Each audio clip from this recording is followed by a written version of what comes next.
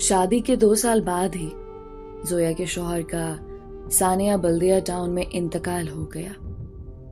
Office में काम करने वाले बड़े अफसरान से लेकर चपरासियों तक के मुंह से भी राल टपकने लगी।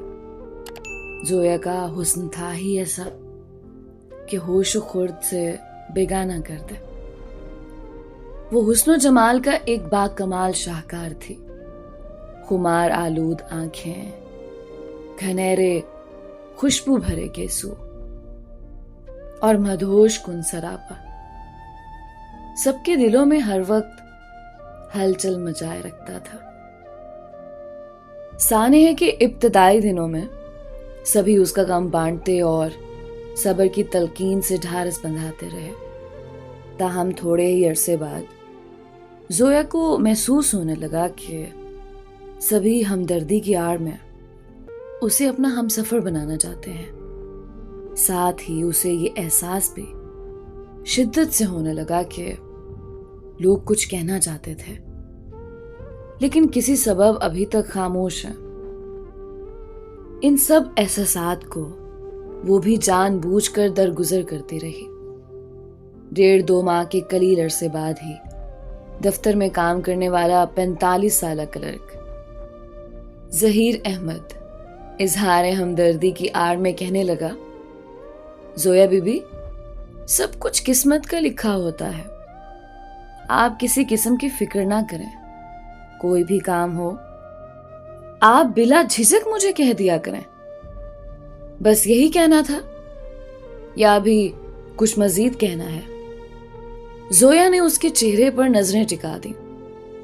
नहीं जोया बीबी, मैं इसे अपनी खुशनसीबी ही समझूंगा अगर आपके किसी काम आया।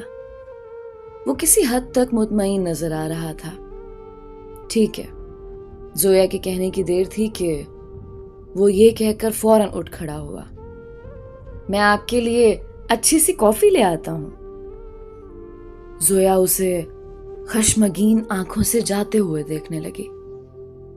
थोड़ी ही देर में उसने कॉफी का मग टेबल पर रखते हुए कहा, ले जोया बेबी, और कोई काम? मैंने तो ये काम भी नहीं कहा था तुम्हें।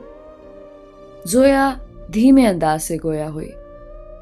जोया बेबी, मैंने कहा ना, मुझे आपके काम आके खुशी होगी। उसके लहजे से इत्मीनान झलक रहा था। अच्छा। जोया उसे टिकटिकी बांधे देखती रही। देखिए ना जोया बीबी, कि सितमगरी नहीं तो और क्या है कि आपका जीवन साथी छोड़ गया। वो कदरे नजरें झुकाते हुए कहता रहा और जोया अपनी ठोड़ी पे हाथ रखे उसे बगौर देखती रही। इंसान को एक सहारे, एक साथी की जरूरत होती है जिसके साथ मिलकर ही वो जिंदगी के नशेबो फराज का मुकाबला कर सके। वो कहता रहा। जोया तो पहले ही से उसकी बातों की तह तक पहुंच चुकी थी, फिर भी खुद पर जब्त करते हुए नरम लहजे में पूछा, आखिर तुम कहना क्या चाहते हो? मतलब की बात करो। जोया बीबी, वो गला खंकारते हुए कहने लगा, आप यकीन माने, आपके दुख का बखूबी एहसास है और ये जिंदगी ऐसे परपेच रास्तों से भरी पड़ी है जिस पर अकेले चलने का सिर्फ तसव्वुर ही थका देने को काफी है। और मैं नहीं चाहता कि आप जिंदगी के किसी दोहराए पर थक जाएं। तो फिर क्या करना चाहिए? वो बामुश्किल अपने गुस्से पर काबू किए हुए थे। तो फिर अगर आप, वो उसके मद भरे नैनों को देखते हुए चुप हो गया। हाँ हाँ, कहते रहो, मैं सुन रही हूं। वो जानबूझकर उसे मौका दे रही थी।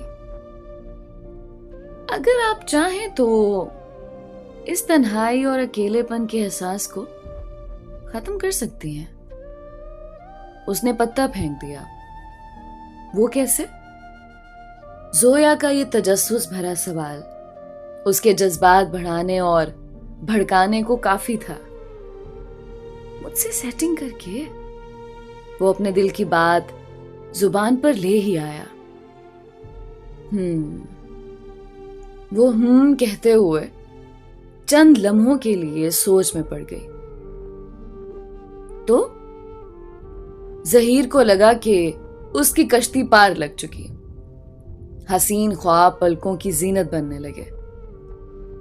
तो सेटिंग करने से एहसासे तन्हाई खत्म हो सकता है। जोया की बात सुनकर उसके दिल में ईद का सा समा छाने लगा। वो बेइख्तियार कहने लगा, हाँ जी बिल्कुल, क्यों नहीं।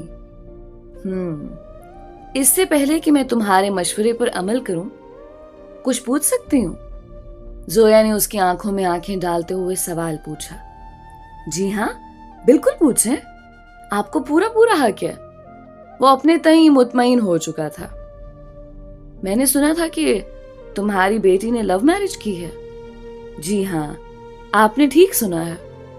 जोया का सवाल गो के मौजू से हटके था, ताहम वो पुरएतमाद लहजे में कहने लगा, और मैंने कभी उसके इस कदम से इख्तलाफ नहीं किया, लेकिन तुम्हारे दामाद के वालिदैन को तो इख्तलाफ था, वो भी शदीद, है ना? जोया ने एक और सवाल दागा। जी हाँ, उन्होंने कभी इस रिश्ते को दिल से कबूल नहीं किया। उसने कदरे उदास होते हुए जवाब दिया। तुम्हारा दामाद अब कहाँ है? जोया का यह सवाल भी मौजू से हटके था, इसलिए अब वो हैरान होने लगा कि आखिर जोया ये सब क्यों पूछ रही है। उसे 4 साल कबल दुबई में गैर कानूनी तौर पर दाखिल होने पर मौके पर ही पुलिस मुकाबले में जान गंवानी पड़ी। कहते कहते वो अफसुर्दा हो गया। अब तुम्हारी बेटी कहाँ है? मेरे घर में है। जोया के सवाल पर उसने बेसाख्ता जवाब दिया। उसकी सेटिंग करवाई है? जोया का ये सवाल नहीं बल्कि एक बम था, जिसमें सिर्फ उसके जिस्म के ही नहीं, अरमानों के भी चिथड़े उड़ गए। क्या बकवास कर रही हो मेरी बेटी के बारे में? वो चीख कर बोला। जोया इत्मीनान से तंजिया मुस्कुराई। उसे खुशी हुई कि वो जो उसकी जात पर हमला करना चाह रही थी वो पूरा हो गया। जोया उठ खड़े हुई और गुस्से से चीखते हुए बोली, बेगैरत इंसान, शर्म और रहम नाम की चीज तुम लोगों में है ही नहीं। अपनी बेटी का नाम आया तो तड़प उठे, और क्या मैं किसी की बेटी नहीं हूं? तुम जैसे जानवर मर्दों की वजह से इस मुआशरे में किसी बेवा और अकेली औरत का जीना मुहाल है। लानत हो तुम जैसे जानवर और गलीज मर्दों पर। निकल जाओ। वो वहां से निकल गया और जोया जोर जोर से रोने लगी और अपने शौहर को बहुत याद करने लगी।